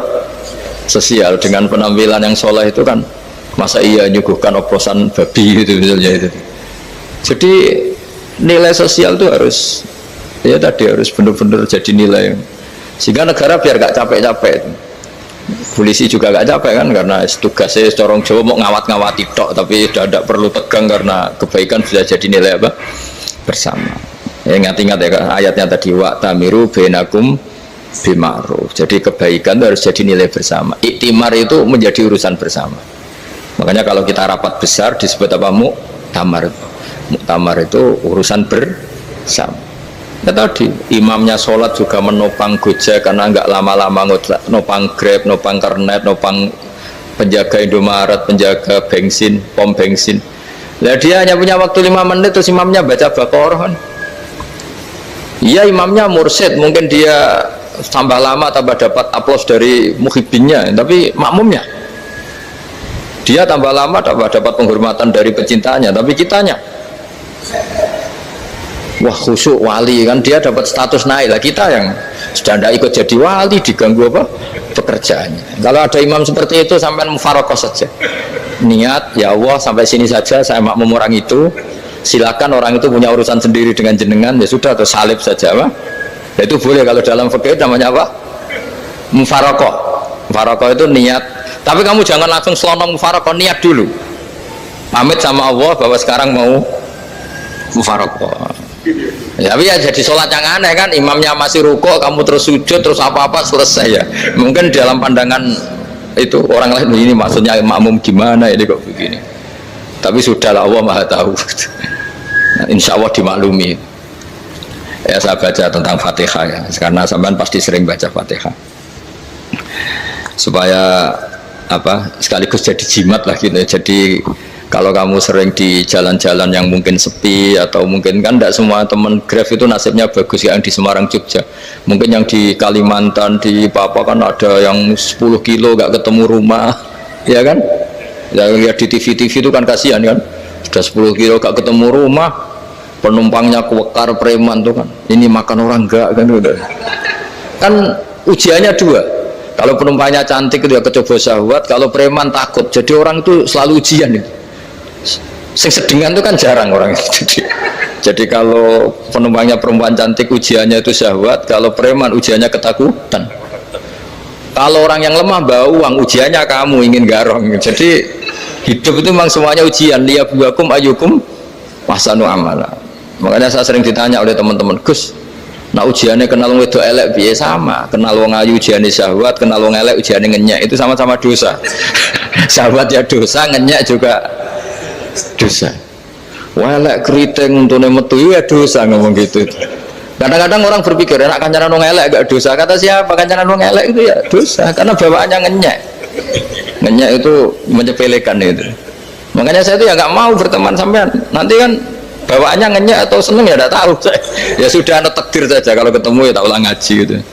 Tapi ini ngaji terakhir, setelah ini ngaji biasa aja, tidak usah resmi gini. Ngaji kok resmi aneh. Pokoknya nanti suatu saat kalau pandemi sudah berlalu saya akan ngaji Rebona, ini ngaji.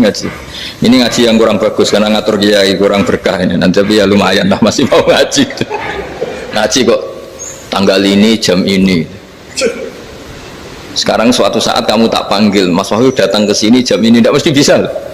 Mungkin pas ada acara apa, oh, maaf ke sini pas ngecek, pas apa. Jadi ya sudah, tapi tak maafkan, enggak apa-apa. Takdir ya. Tak bacakan supaya sampean tahu keramatnya Bismillah. Nah sebelum saya bacakan Bismillah Fatihah, tak beritahu tentang ilmu tafsirnya karena ini penting sekali. Fatihah itu dawuhnya Allah, tentu itu dawuhnya Allah. Saya ulang lagi, itu kalam Allah. Tapi yang sudah diberikan kesampaian ke kita semua, sehingga seakan-akan itu menjadi dawuhnya kita ke Allah. Jangan salah loh ya, Fatihah itu dawuh Allah, tapi sudah diberikan ke kita, sehingga posisi kita itu yang punya itu. Nah kenapa ini perlu dijelaskan? Karena nanti ada kalimat iyyaka na'budu wa iyyaka nasta'in. Kalau itu masih kalam Allah, berarti Allah ngomong ke kamu, ngendikan ke kamu, kepadamu aku menyembah. Masa Allah menyembah kamu? Nah sehingga ilmu tafsir itu menyelesaikan itu dulu ya. Saya ulang lagi ya, sebelum sampean sering baca Fatihah, aku yakin ya sering baca, tapi barokahnya tidak paham itu tidak pernah janggal. Enggak paham itu ya penting supaya tidak iskal, tidak janggal. Sebetulnya di kalimat itu ada yang janggal. Kalau Fatihah itu kalimatnya Allah atau kalam Allah, bagaimana dengan kata-kata iyyaka na'budu? Masa Allah ngendikan ke kita, kepadamu kami menyembah? Masa Allah menyembah kita? Maka penyelesaiannya secara ilmu tafsir gimana? Semua ulama mengatakan, bukan satu dua, semuanya mengatakan di Fatihah itu semuanya diberi kawalan kalimat. Saya ulang lagi ya, di Fatihah itu semuanya diberi awalan kalimat qulu, katakan wahai hambaku begini ya, katakan wahai hambaku begini. Nah begini ini pelajaran dari Allah yang sudah diberikan ke kita, terus kita mengatakan bismillahirrahmanirrahim alhamdulillahirabbil, termasuk kita mengatakan iyyaka na'budu wa iyyaka nasta'in. Jangan bayangkan Allah ngendikan ke kita. Kalau Allah ngendikan kita berarti gini, hei Wahyu ihdinas siratal mustaqim, tunjukkan saya jalan yang benar. Nah nanti kamu terus, ya Allah Anda aja minta tolong saya minta tolong siapa, kan jadi panjang kan. Ya saya ulang lagi ya, jadi itu di Ulumul Quran diterangkan gimana sebelum baca Fatihah ya. Fatihah itu kalamullah, ngendikannya Allah, tapi yang sudah diajarkan ke kita dan sudah milik kita, sehingga kalimat itu menjadi milik kita. Tapi ya kalamullah, tetap kalamullah, tapi sudah menjadi milik kita. Udah paham ya? Ya pinter nah. Ya, karena kalau tanpa penjelasan seperti ini, Anda akan iskal. Bagaimana Allah, iskal itu janggal. Bagaimana Allah mengatakan iya karena butuh? Kan jadi aneh ya? Ya, jadi tak jelaskan secara ilmiah ya. Jadi kata ulama-ulama tafsir, ayat-ayat Quran seperti ini sebetulnya dimulai dari qulu apa? Meskipun nggak dilafatkan. Itu kan sama dengan qul huwallahu ahad Muhammad, katakan kalau Tuhan itu satu. Ya namanya Quran itu kan kalam Allah, membina nabinya, membina umatnya. Makanya dikatakan atau enggak, di sini tersembunyi kata qulu, katakan. Ya, jadi ya ibarat apa itu, kamu ngajari anak kamu lah, le panggil jenengan bapak kulo, itu maksudnya anak itu, kalimat itu kalimat kamu, tapi kamu ajarkan ke anak kamu, terus anak kamu bilang pak jenengan bapak kulo. Nah ketika kamu mengatakan jenengan, bukan kamu mengatakan jenengan anakku, berarti anakmu itu bapakmu, kan lucu kan. Anak kamu ajari jenengan bapak kula. Kamu engkau bapak saya. Terus anak kamu mengulang jenengan atau kamu bapak saya. Berarti itu kalimat yang kamu ajarkan, tapi sekarang sudah milik anak kamu. Kalau itu kalimat kamu kan lucu, masa anak kamu bilang bapak? Nah itu seperti itu. Jadi ulama memberi solusi atau jawaban iya karena abudu. Iya itu sebelumnya ada kata-kata kulu, katakan wahai hambaku, hubungan kamu dengan saya adalah katakan iya karena abudu wa iya karena nasta'in. Terus hubungan kamu dengan saya katakan juga dalam doamu ihdinas siratal mustaqim. Jelas ya, jadi itu kalam Allah yang sudah milik kita karena diajarkan Allah untuk kita. Dong ya? Ya dong, yes. Gak jelas gak. Tapi bagus, gak jelas itu bagus. Kalau kamu jelas gak jadi dikrem, jadi gubernur. Min azimi fadliha kasratu asma'iha wa fadail ukhra. Ini cerita dramatisnya surat Al-Fatihah. Qala Abu Hurairah radhiyallahu anhu inna iblisa ranna khina unzilat al-Fatihah. Jadi iblis itu begitu kesakitan. Ini kitab Abu Abul Farad karangannya Syed Muhammad Alawi, juga kutipan dari beberapa kitab. Yang jelas beliau sendiri juga ngutip dari beberapa riwayat di beberapa hadis. Halaman 123. Ketika Fatihah turun itu iblis kesakitan. Kayak orang sakit gigi lah, tersiksa sisanya karena turunnya surat apa? Al-Fatihah. Artinya kalau Anda baca Fatihah dijiwai, maka Anda melemahkan setan, melemahkan iblis. Wa qala Mujahid, khina unzilat Fatihatul kitab ronna fastama indahu asyayatin. Jadi ketika Fatihah itu turun, iblis itu terkapar lah kira-kira. Sampai dijenguk banyak setan. Jadi kemana di ICU lah kira-kira gitu kalau sekarang itu. Entah Covid entah enggak tahu, pokoknya di ICU sampai dijenguk banyak setan. Enggak tahu bawa apa enggak tahu, pokoknya dijenguk banyak setan. Ono yang nyangoni karena ini apa? Ketuanya apa? Pingsan, sakit. Jadi iblis itu sakit sampai dijenguk anak buahnya setan-setan. Ya semoga kalian semua tidak kenal setan. Kalau kenal berarti teman, apa? Wa qalu misla dzalik wa qala lahum laisa mimma taquluna syai'un walakin unzilat suratun laisa ajru qailiha illa an harramallahu alaihi nar jahannam. Saya ini bukan sakit fisik kata iblis. Kamu tidak usah jenguk saya, datangkan dokter terbaik, tidak usah. Saya ini tidak sakit fisik. Saya ini sakit karena ada surat yang diturunkan, yang pahala yang melafadzkan surat itu pasti selamat dari neraka. Padahal misi terbesar saya ini supaya manusia masuk neraka. Sekarang punya tamengnya. Gue pusing kan? Ya seperti orang lah, goda sampean ternyata sampean setia, itu kan pusing. Nah ternyata tidak setia, itu yang akhirnya ribet kan itu. Jadi iblis itu cita-cita terbesarnya kan semua orang itu masuk neraka. Nah sekarang turun satu surat yang gara-gara surat itu siapapun yang baca dijamin selamat dari neraka. Jadi walakin unzilat suratun laisa ajru qailiha illa an harramallahu alaihi nar jahannam. Karena jadi dia shock lah itu. Kalau orang di Jawa itu bilang shock. Aduh sial nasib saya ini umat nggak bisa saya goda lagi karena punya tamengnya tadi punya. Khotbah tolakai dukum wa makrukum. Rekayasa kalian sekarang itu tidak ada gunanya semua. Nah, ini alhamdulillah di Indonesia kelihatan kan banyak yang miskin, banyak yang susah. Tapi selagi mereka masih sholat, tuh keinginan mencari halal itu masih tinggi. Kayak apa kita di tengah kota, jauh dari anak istri, jauh dari tetangga. Biasanya kalau orang jauh dari anak istri, tetangga kan sakar PDW. Tapi yang soleh masih banyak, sudah jauh dari keluarga tetap lurus.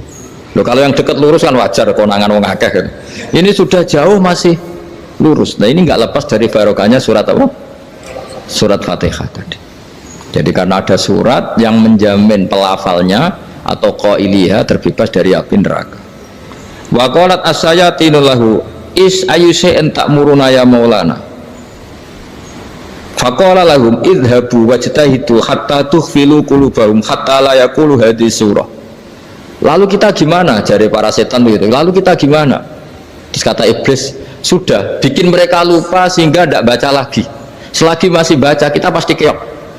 Jadi kalau sampean sudah jarang baca Fatihah itu berarti sudah bagian dari kemenangan apa? Iblis.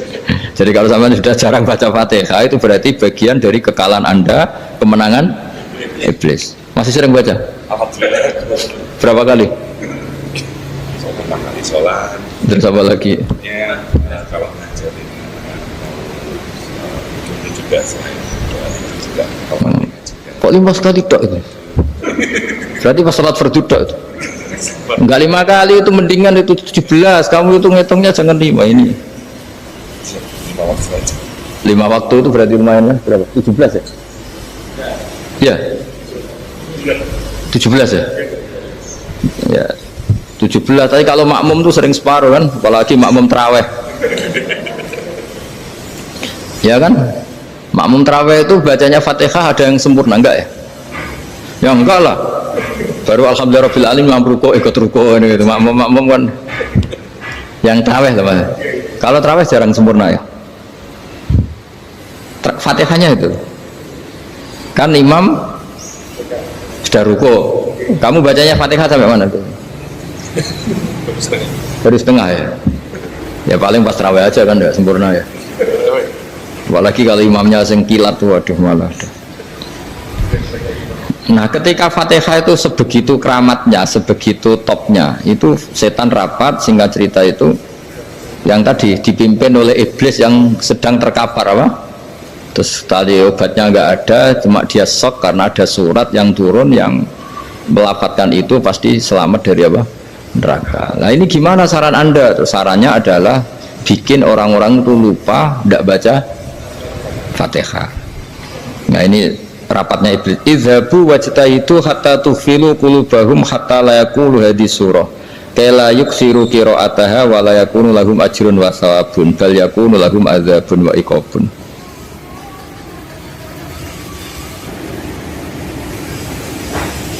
Jadi saya mohon selama ini Anda sudah baca, tapi mungkin hanya rutin saja. Napa rutin saja? Jadi barokahnya ngaji ini kamu punya kekuatan atau punya semangat membaca, karena ini surat yang luar biasa. Ibarat gini, kalau sampean tanya, saya juga sering mikir, masa Gus hanya surat kok punya kekuatan seperti itu?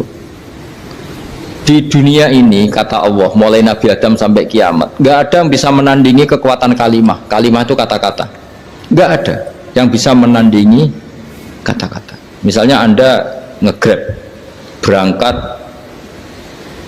istri cuek, berangkat cuek, itu beda dengan ketika meskipun satu kalimat, wes Pak, muga-muga dilindungi pangeran, mungkin jenengan selamat, itu menjadi teduh dan semangatnya luar biasa karena kayak mendapat support.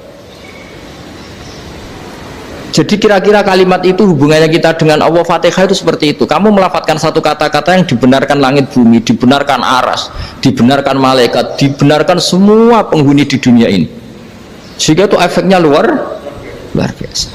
Itu seperti gini ya, kamu cerai sama istri, terus nikah lagi katut babon, 10 tahun anak kamu dididik, ibunya benci kamu, dan memang Anda layak dibenci, dididik, dan sampai nggak pernah manggil kamu Pak.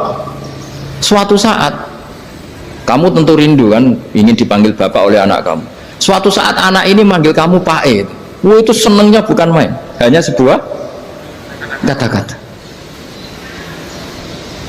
Makanya kadang-kadang orang itu tanya sama kiai, ijazah lafadz ini gunanya apa sih?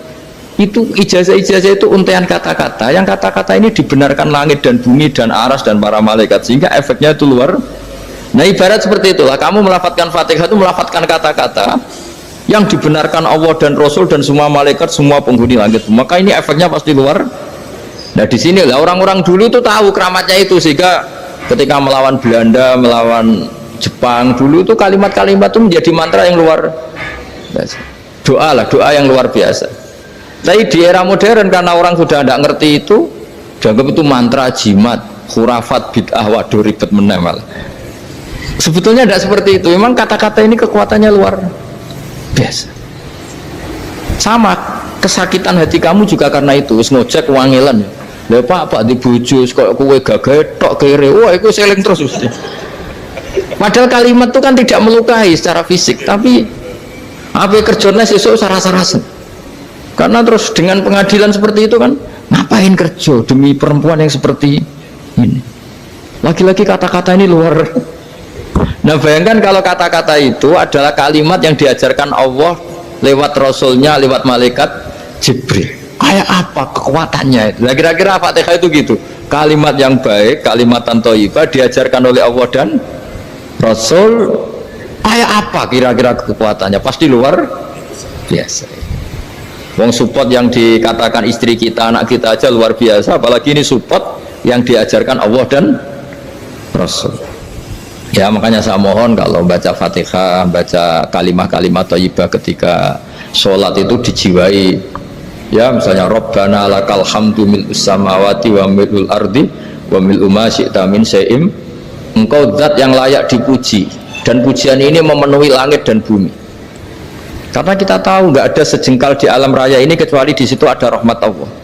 Misalnya kamu bisa lewat sampai rumah saya, kamu mungkin anggap biasa saja. Coba kalau ngalami likuifaksi, tahu-tahu bumi ini ambles, bisa ngelewati yang likuifaksi itu luar. Tanyakan orang pernah ngalami likuifaksi di Sulawesi, itu melihat bumi bisa diinjak nggak ambles itu, wah luar. Sama nggak ngalami itu sehingga lewat bumi ya biasa aja. Coba kalau ngalami seperti tidur, ya biasa aja. Coba kalau ada gempa, bahwa bumi tenang ini sudah nikmat yang luar biasa. Masa kamu ngakui nikmat nunggu digituin? Ya kan? Nah, makanya baca Fatihah dijiwai lah, bahwa ini kalimat yang luar biasa. Nah, saya teruskan ya. Warwa Muslimun fi sahihihi an Ibnu Abbas radhiyallahu anhuma annahu qala bainama Jibril alaihi salam qaidun dan Nabi itsami anaqidan min fawqih farofa ra'sahu faqala hadza babun minas sama futihal yawma lam yuftaqadhu ilal yawm fanazala minhu malakun faqala hadza malakun nazala ilal ardi wa lam yanzil qattu ilal yawma fasallim waqal abshir binuraini qad uti tahuma lam yu'tahuma nabiyyun qablak fatihatul kitab wa khawatimu suratil baqarah. Jadi suatu saat Jibril ini jagongan kira-kira gitu sama Rasulullah, tahu-tahu langit itu gemuruh. Langit gemuruh, kata Jibril, terus semuanya ngangkat kepala ke langit. Ini pintu langit baru ini dibuka, yang sebelumnya tidak pernah dibuka seperti ini. Turunlah malaikat, yang malaikat ini pun malaikat spesial, yang nggak malaikat murahan lah kira-kira gitu, yang nggak pernah turun ke bumi kecuali juga saat itu, dengan penyambutan yang luar biasa, dengan semuanya tidak pernah terjadi, hanya karena bahas surat Fatihah. Jadi ini surat yang luar biasa, pengawalannya lewat malaikat yang spesial, nggak pernah turun di bumi kecuali saat itu, penyambutannya juga nggak pernah seperti itu, baru seperti itu. Jadi semuanya itu spesial. Nah, kenapa ini spesial? Karena di situ ada isi puja-puji kepada Allah Subhanahu wa Ta'ala. Ada ikrar kita, alhamdulillah rabbil alamin ar-rahmanir rahim. Ikrar ini penting. Kalau contoh paling gampang gitulah, kamu punya istri selama ini cerewet terus, suatu saat ngomong, Pak, tak angen-angen rawono wong lanang koyo sampeyan. Itu langsung tidak ada lelaki sebaik engkau. Itu sama senengnya, masya Allah, karena ada ikrar dari seorang istri ke kamu. Nah, bayangkan kalau ikrar kita sebagai hamba diakui oleh Allah Subhanahu, maka ikrar ini akan dicatat sebagai kebaikan kita yang kita panen nanti di akhirat, karena ada ikrar. Kita ikrar bahwa alhamdulillah rabbil alamin, kita ikrar ar-rahmanir rahim, kita ikrar maliki yaumiddin, kita ikrar iyyaka na'budu wa iyyaka nasta'in. Sampean misalnya jadi orang Indonesia, ketemu orang Indonesia yang makmur di Jerman, terus lupa Indonesia. Kamu orang Indonesia? Enggak, saya enggak orang Indonesia. Mangkel gak kira-kira? Mangkel. Karena salah ikrar kan gitu. Ya, jadi saya mohon jangan anggap kalimat itu hal yang biasa, tapi luar biasa. Nggih, ngoten mawon. Assalamualaikum warahmatullahi wabarakatuh.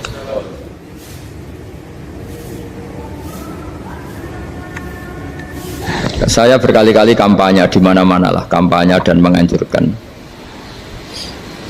Di antara catatan dalam Suhufi Ibrahim wa Musa kan ada kan di Quran itu yang dinamakan lampiran-lampiran wasiatnya Nabi Ibrahim dan Nabi apa? Musa. Itu di antara catatannya begini. Orang yang punya akal itu adalah orang yang bisa menikmati sesuatu yang baik. Misalnya gini, contoh gampang gini. Kamu punya anak pertama atau punya anak yang masih kecil, itu gendong tuh senangnya bukan main, melihat anak sehat tuh senangnya bukan main. Mungkin saat itu banyak orang yang sedang maksiat dengan perempuan nakal atau dengan teman-teman nakalnya, Yang nganggap seperti itu tidak nikmat. Tapi andaikan ini ditimbang ya ditimbang. Yang maksiat betulan, misalnya paling ukuran bahagianya itu 70%. Tapi yang ini, yang nimang anak baru lahir atau masih kecil, corong Jawa ngeloni anak, bisa saja bahagianya itu sampai 100%. Artinya selama ini kesalahan kita adalah nganggap maksiat itu pasti menyenangkan dan taat itu tidak menyenangkan. Makanya saya berkali-kali fatwa, untuk melawan kenikmatan maksiat orang harus terbiasa menikmati taat, menikmati kebaikan. Jangan kira kita nimang istri nikmat, nimang anak nikmat, ketemu teman yang lama tidak ketemu juga nikmat. Artinya kita akan melewati berjam-jam untuk jagungan sama teman, sama anak, sama istri. Dan itu harus kamu nikmati supaya mengganti tidak berkebutuhan nikmat yang lewat jalur maksiat. Jadi saya mohon sarana-sarana yang menyenangkan itu, yang taat itu kita maksimalkan. Makanya bapak saya tuh sering pesen, kowe nak ngaji sing guyon, sing seneng. Nanti wong maksiat tuh karena cari kesenangan. Coba kalau kesenangan itu sudah didapatkan saat taat, maka tidak butuh lagi kesenangan yang berbentuk maksiat. Makanya orang-orang wali dulu kalau sudah sholat itu gak bisa berhenti karena merasa nikmat. Makanya Nabi pernah ngendikan wa qurratu aini fi sholat, nyaman saya itu kalau sedang sholat. Itu tadi, bayangkan kalau besok itu pasti mati. Makanya latihannya harus gitu, bayangkan besok itu pasti mati.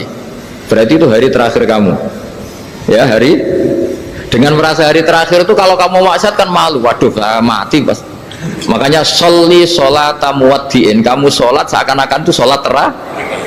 Dan bayangkan akhirat itu wa'mal li akhiratika ka'annaka tamutuhu, dan bayangkan akhirat itu besok kamu mati. Sehingga ketemu istri ya seneng karena ini pertemuan terakhir, ketemu anak ya seneng ini pertemuan terakhir, sholat juga tenanan karena ini sholat terakhir. Sehingga kalau mau maksiat tuh takut, jangan-jangan ini kehidupan saya terakhir kok tak pakai seperti ini.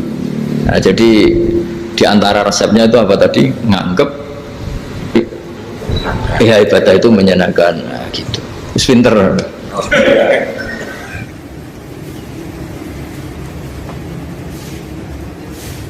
Oke, satu pertanyaan lagi, Gus.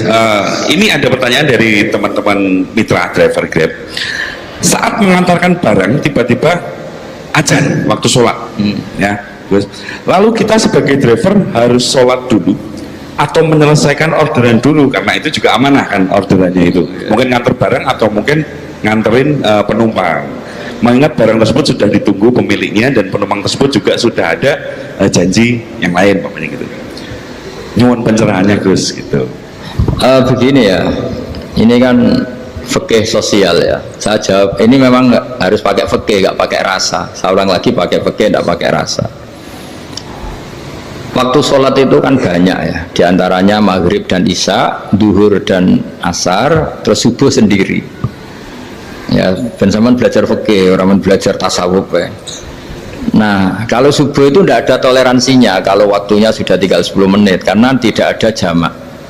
Ya, tidak ada apa? Jamak. Sehingga misalnya kalau kamu ngojek waktu tinggal 10 menit ya harus sholat. Tapi kalau sekedar dengar azan ya, ini penanyanya kayaknya itu teman kamu, jadi fikihnya kayak kamu, gak jelas. Azan itu kan bukan akhir waktu sholat. Azan itu bukan akhir waktu sholat, tapi awal sholat. Itu tidak harus supir Grab, tidak harus supir Gojek. Meskipun kamu makan ada azan ya teruskan saja, kan tidak akhir waktu sholat. Anda menerima tamu, gendong anak, atau sedang nyupir, atau sedang bercengkrama sama teman. Kalau ada azan ya nggak apa-apa, misalnya diteruskan. Kan bukan akhir waktu sholat. Yang benar-benar ditinggalkan itu kalau waktu sholat misalnya tinggal 7 menit atau tinggal 8 menit, waktu yang mau tidak mau kamu harus tasarrufkan, kamu peruntukkan injury time ya, injury time ya, gitu aja kok gak tahu ya. Nah, lalu misalnya kalau pertanyaan tadi mestinya kelasnya itu kelas afdoliyah, utamanya gimana? Kalau wajibnya belum ada karena kan waktunya masih panjang. Jadi pertanyaannya bukan wajibnya tapi sebaiknya, karena ini semuanya belum mendesak kan. Andai kan kamu teruskan nganter barang kan tidak ada jaminan waktunya habis. Padahal kalau kamu memaksa sholat, mungkin citra kamu sebagai supir Grab tidak baik karena dianggap mengabaikan konsumen. Nah, terus kedua menyangkut jarak. Oke, seperti itu. Nah, sekarang kalau pertanyaannya dibalik, makanya yang dibalik ini agak ribet. Waktu sholat tinggal 8 menit. Ada konsumen yang minta diantarkan saat itu dan acaranya ke mall happy-happy. Maka fatwa kita sebagai ahli fikih, ya tantang saja, saya mau sholat dulu. Kalau nggak sabar ya silakan cari yang lain. Kalau acaranya ke mall. Tapi kalau acaranya kelahiran atau transfusi darah atau mau nganterin darah ke pasien yang sudah koma, maka kita langsung, karena ibadah sosial itu didahulukan mengalahkan ibadah yang haknya Allah, karena Allah itu zat yang tidak butuh ibadah kalian. Tapi kalau pasien ini kalau nggak nang kesampaian darahnya mati misalnya, jadi kamarnya Allah lebih apian lah gitu. Makanya masyhur kalau dalam fikih hak Allah sama hak adami ini dimenangkan hak adami, tapi bukan karena Allah kita kalahkan. Allah tidak butuh itu semua gitu. Jadi dikalahkan tapi bukan karena kalah, justru karena tidak butuh. Ya ibarat gini lah, Allah itu saking baiknya Allah kan pasti di atas orang tua kita. Itu pasti ulang lagi, baiknya Allah pasti di atas orang tua kita. Orang tua kita saja baik, apalagi Allah. Misalnya orang tua kamu butuh uang 5.000, adik kamu butuh uang 5.000, adik kamu yang kecil atau ya, kira-kira orang tua kamu tuh nyuruh dikasihkan beliau apa adik kamu, kira-kira saja ke adik kamu. Nah Allah itu saking baiknya, hal yang terkait Allah, misalnya tadi sholat tepat waktu sama ibadah sosial, itu disuruh ibadah sosial. Karena ini kalau nggak kesampaian transfusi darahnya atau apalah, atau kamu dokter yang harus mengurus operasi, waktunya tinggal 5 menit, kamu harus ngoperasi pasien dulu, karena Allah bisa menerima sholat kamu. Nah, tak terangkan lagi ini fikih terus. Lalu sholat yang apa? Kalau sholat itu antara maghrib dan isya, dan nanti yang terlambat ke maghrib, kita ngikuti ulama yang mengatakan jika ada darurat, maka maghrib dan isya boleh dijamak meskipun tidak atas nama pergi. Kan jarak kamu kan tidak jarak masafatu qasrin. Artinya apa? Misalnya saya dokter, harus operasi, waktu saya tinggal 8 menit mau maghrib, ternyata harus ada operasi. Kalau saya nggak nangani, mati. Saya harus operasi, dan nanti waktu saya maghrib habis itu tidak harus dikatakan qadha atau yang mengeluarkan maghrib dari waktunya. Bisa saja menurut ulama dianggap boleh dijamak takhir dengan isya, karena kondisinya masih waktu jam'in. Begitu juga duhur dengan asar.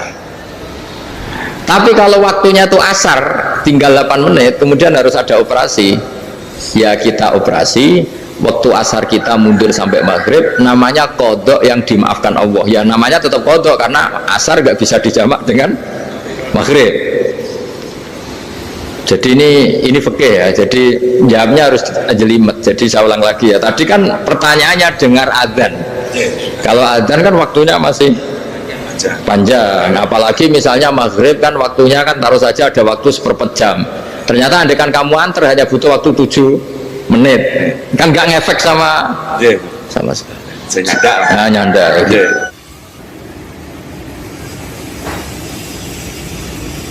Kalau ada driver dapat orderan food, nganterin makanan, tapi makanannya non halal, itu pakai pripun. Nah makanya itu tadi, kamu tahu betul kalau itu non halal loh. Kalau itu sudah tahu pasti non halal, ya, daging Tyrannosaurus nonton mungkin. Ya, makanya tadi itu memang PR kita di semua profesi. Saya ulang lagi, itu PR kita di semua profesi. Jadi ya itu makanya pentingnya istighfar tuh di situ tuh sudah kita sebagai ulama menghalalkan tidak mungkin, mengharamkan kamu juga demo, ini pekerjaan Gus. Tapi yang jelas itu tidak bisa dihindari. Ya sama lah seperti orang di bis itu. Kadang-kadang kan didoain semoga semua penumpang hasil ke tempat masing-masing, dan kalau ada copet berarti kan doain copet juga hasil tujuannya. Jadi di semua profesi itu resikonya. Makanya tadi saya bicara tentang fikih, kaidah umumnya menolong maksiat itu bagian dari maksiat, menolong taat itu bagian dari taat. Mau tidak mau harus ada hukumnya. Setidaknya barokahnya tahu hukum. Kalau kita salah belum istighfar gitu, sudah salah nggak merasa salah itu. Jadi barokahnya tahu hukum itu paling enggak kan kita ya istighfar lah. Kan ya tadi seperti paket misalnya, kan ada saja orang paket yang jelas-jelas barangnya itu haram, tapi atas nama profesionalitas kan mungkin tetap dikirimkan, tapi barokahnya ngerti hukum dia istighfar. Nah, tapi karena kalau kita menyarankan sudah ada usah pekerjaan yang lain banyak nanti kan rai-rai potongan tawakal jika ada ngono kan ya repot deh. Nah kalau kita kiai guys gak apa-apa terus pangeran suge menurut sampean harusnya terus nuntut Gus saya karena fatwa jenengan saya sekarang miskin ini gimana pertanggung jawabannya ya ribet kan. Tapi saya ulang lagi itu seninya ngelola kehidupan semuanya seperti itu. Jadi makanya kita nggak pernah berhenti berdoa Robbana zolamna anfusana, karena dalam sisi semua hidup kita pasti ada unsur nggak benernya gitu ya. Saya ulang lagi pokoknya kaidah umumnya itu menolong taat itu ya ikut bagian dari taat, menolong maksiat ya bagian dari maksiat. Tapi ya tadi ya kita harus istighfar kan. Cuma tadi yang jelas-jelas maksiat dan kita tidak tajassus. Saya ulang lagi tidak tajassus itu neliti wong nanti jelimet. Jadi misalnya ada perempuan mau ngojek ke sini ya diantar saja, jangan tanya detail itu apanya mbak. Itulah tadi ceramah dari Gus Bah dalam pengajian hari ini. Semoga berkah barokah bagi kita semua. Sampai jumpa di pengajian Gus Bah selanjutnya. Wassalamualaikum warahmatullahi wabarakatuh.